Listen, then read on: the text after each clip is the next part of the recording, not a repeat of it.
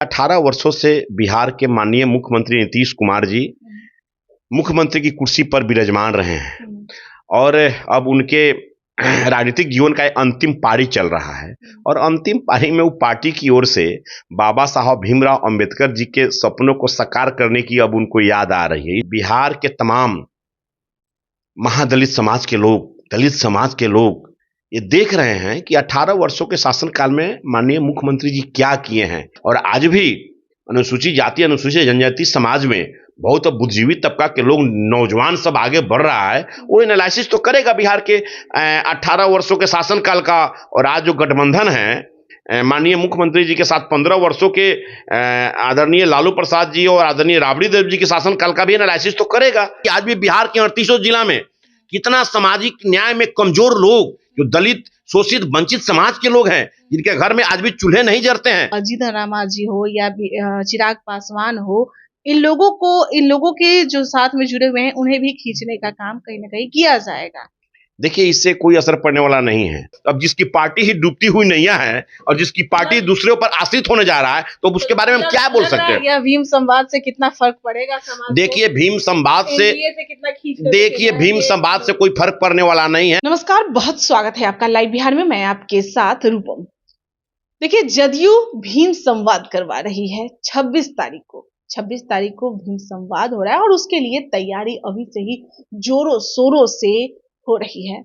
हम आपको बता दें कि चुनाव से पहले इस तरह की तैयारियां करना, इस तरह की भीड़ को जुटाना, यानी कि आप समझ सकते हैं पूरे दलित समाज को जुटाया जाएगा उस दिन, और फिर उसके बाद उसमें जो कहा जाएगा वो तो अलग बात है। लेकिन सबसे बड़ी बात यही है कि भीम संवाद के जरिए एक प्रहार किया जाएगा, एक घेराबंदी की जाएगी एक समाज के लोगों को।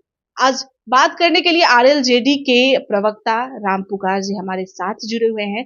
राम पुकार जी, भीम संवाद करवा रही है जदयू और इस पे चुनाव पे तो असर पड़ेगा ही पड़ेगा, क्या लग रहा है? देखिए, जनता दल अब एक डूबती हुई नैया है और डूबती हुई नैया अब कुछ भी कर ले, इससे कुछ होने जाने को नहीं है। मैं आपको ये बतला देना चाहता हूँ, रूपम जी, आप एक प्रखर महिला पत्रकार हैं।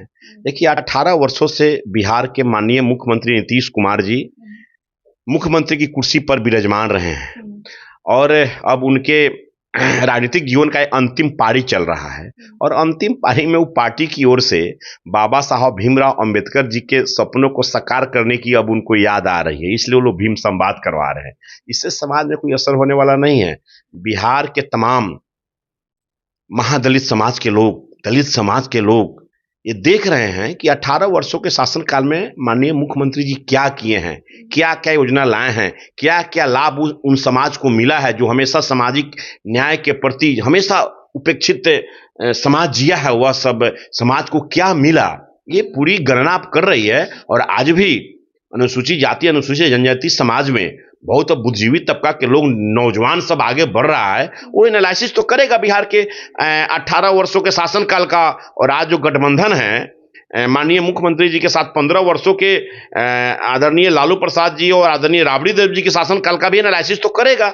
बिहार की जनता और दलित, शोषित, वंचित समाज के लोग तो एनालिसिस करेंगे। उसमें एनालिसिस की बात अगर आप कर रहे हैं तो उस भीम संवाद में, संवाद का मतलब ही आप समझ रहे हैं, उसमें एनालिसिस ये भी किया जाएगा कि देखिए, जीतन राम मांझी और चिराग पासवान, मतलब कयास लगाया जा रहा है, चिराग पासवान ये भी दलित के नेता कहे जाते हैं। तो इन लोगों के साथ जितने लोगों का जुड़ाव है, कहीं ना कहीं इन लोगों के साथ जितने भी लोग जुड़े हुए हैं, उन्हें खींचने का काम, अपने तरफ लाने का काम इन लोगों के द्वारा क्या किया जा रहा है, कैसे समाज में जीतन राम मांझी हो या चिराग पासवान हो, इन लोगों के जो साथ में जुड़े हुए हैं, उन्हें भी खींचने का काम कहीं ना कहीं किया जाएगा। देखिए, इससे कोई असर पड़ने वाला नहीं है। आज भी चिराग पासवान जी हम लोग के एनडीए गठबंधन में हैं। बिहार के माननीय पूर्व मुख्यमंत्री जीतन राम मांझी जी हम लोग के एनडीए गठबंधन में हैं। और जो जमायत आज काम कर रही है उन लोगों के साथ, जो अनुसूचित जाति, अनुसूचित जनजाति जमायत के लोग हैं जो काम कर रहे हैं, आदरणीय स्वर्गीय रामविलास पासवान जी के समय से लेकर, और बाबा साहब भीमराव अंबेडकर जी का जो सपना है, शिक्षित बनो, संगठित हो, संघर्ष करो, उसका तो कुछ ना कुछ तो इम्प्लीमेंट एनडीए गठबंधन के शासनकाल में हुआ है। ये तो मैं दावे के साथ कर, जब जिस समय अटल बिहारी वाजपेयी जी प्रधानमंत्री थे, उसके बाद आदरणीय नरेंद्र भाई मोदी प्रधानमंत्री बने हैं, तो उससे पूरे देश में दलित और महादलित समाज में एक चेहरा उभरा है, काम हुआ, इसमें कहीं कोई दो मत नहीं है। किसके बारे में बात कर रहे हैं? मैं अनुसूचित जाति और अनुसूचित जनजाति के लोगों के बारे में कह रहा हूं। किसका चेहरा उभरा है? नहीं, चेहरा उभरने का मतलब है कि उस समाज में जो भी सामाजिक न्याय का नौजवान सब रहा है, चाहे राजनीतिक क्षेत्र में हो, चाहे विभिन्न नौकरियों में हो, लोग आया है, देश स्तर पर हुआ है उसमें। क्योंकि देखा गया है कि कुछ महीने पहले एक प्रोग्राम किया गया था जदयू कार्यालय में, और वहां पर लगातार प्रहार किया जा रहा था चिराग पासवान पे, उभरता हुआ सितारा जिसे लोग कहते हैं, चिराग पासवान के जो फॉलोवर हैं उन्हें कहते हैं, लेकिन वहां पर प्रहार किया जा रहा था चिराग पासवान के पर। भले ही ललन सिंह या कोई भी कह ले कि चिराग पासवान का जब नाम आता है तो क्या बात कर रहे हो, किसका नाम ले रहे हो, लेकिन वहां पर मैं खुद उसकी गवाह हूँ, जो भी लोग स्टेज पे चल रहे थे वो बस चिराग पासवान का ही नाम ले रहे थे, चिराग पासवान से कैसे लोगों को खींचा जाए, जदयू में मिलाया जाए। इसलिए मैं कह रही हूँ कि भीम संवाद होगा तो कहीं ना कहीं जीतन राम मांझी और चिराग पासवान के पैर खींचने। देखिए, मैं रूपम जी, जनता दल यू में और कोई काम नहीं रह गया है। जनता दल यू के कुछ एक सिंडिकेट है, जो सिंडिकेट हमेशा आदरणीय मुख्यमंत्री नीतीश कुमार जी के इर्द गिर्द घिरा रहता है, और उन लोगों का काम है कि किसी बड़े बड़े नेताओं पर टीका टिप्पणी करो। एक समय देखे होइएगा कि जदयू में हमारे जब संसदीय बोर्ड के जिस समय अध्यक्ष थे हमारे पार्टी के अभी वर्तमान राष्ट्रीय अध्यक्ष भारत सरकार के पूर्व मंत्री आदरणीय उपेंद्र कुशवाहा जी, तो उस समय कुछ जदयू के सिंडिकेट वाले लोग कौन कौन होटल में मीटिंग करते थे कि इनको थोड़ा नीचे दिखाओ, नीचे दिखाओ, नीचे दिखाओ। क्या हुआ? आज उपेंद्र कुशवाहा बिहार की राजनीति के ध्रुवतारा हैं। वो तो बिहार की राजनीति में मैं आपको कह सकता हूं, आदरणीय स्वर्गीय रामविलास पासवान जी नहीं रहे, स्वर्गीय रामविलास पासवान जी के जाने के बाद लालू प्रसाद यादव जी और नीतीश कुमार जी के बाद बिहार में कोई सामाजिक न्याय का चेहरा है तो आदरणीय उपेंद्र कुशवाहा जी है, इतना है।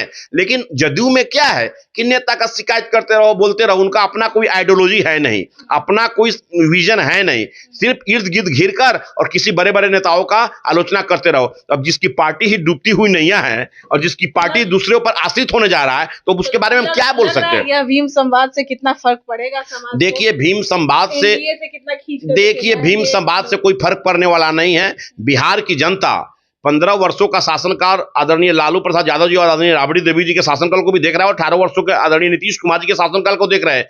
ये शासनकाल को जोड़ लीजिए तो आज इन लोगों को भीम संवाद याद पड़ रहा है। आज इन लोगों को नहीं लग रहा है कि आज भी बिहार के 38 जिला में कितना सामाजिक न्याय में कमजोर लोग, जो दलित, शोषित, वंचित समाज के लोग हैं, जिनके घर में आज भी चूल्हे नहीं जलते हैं, अगर प्रधानमंत्री का वो अंत्योदय योजना, अन्न वाला योजना नहीं मिले तो उनके घर में चूल्हे नहीं जलेंगे, तो कोई फर्क पड़ने वाला नहीं है, और इसी कोई असर नहीं पड़ेगा। और बिहार के जनता और पूरे देश की जनता मूड बना चुकी है कि आने वाले समय में एनडीए गठबंधन का परचम लहराएगी और आदरणीय नरेंद्र भाई मोदी तीसरी बार भारत के प्रधानमंत्री बनेंगे। बहुत बहुत धन्यवाद। तो देखिए, कोई फर्क नहीं पड़ने वाला है, चाहे भीम संवाद करवा ले, चाहे कुछ भी करवा ले। इनका साफ तौर पे कहना है कि उतना दिन इनका शासन काल रहा और अब इन्हें भीम संवाद की याद आ रही है। चाहे कितने भी संवाद क्यों न करवा ले, लेकिन जो उभरता हुआ जो नेता सामने आ रहे हैं, चाहे कोई भी समाज का हो, उससे उसके पैर ये लोग खींच नहीं पाएंगे। अभी के लिए इतना ही। बने रहे लाइव बिहार के साथ। धन्यवाद। लाइव बिहार यूट्यूब पर सब्सक्राइब और फेसबुक पर लाइक जरूर करें।